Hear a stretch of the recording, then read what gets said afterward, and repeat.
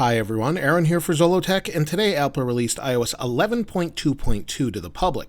Let's take a look at the build number. Now you can see the build number is 15C202, and this is a very important update in that it patches a very big security hole with what's called Spectre, and previously we had Meltdown. Those are both patched.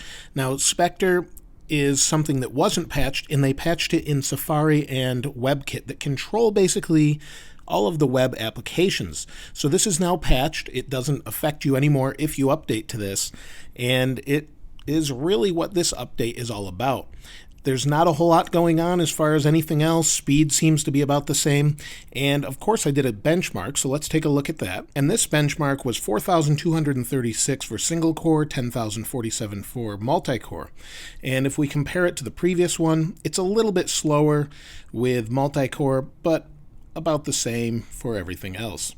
So that's pretty much it. I didn't want to go into much more detail because there's not much more to talk about with this particular update.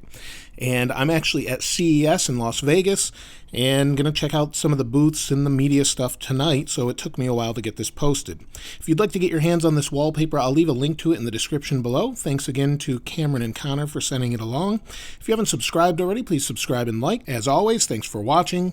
This is Aaron. I'll see you next time.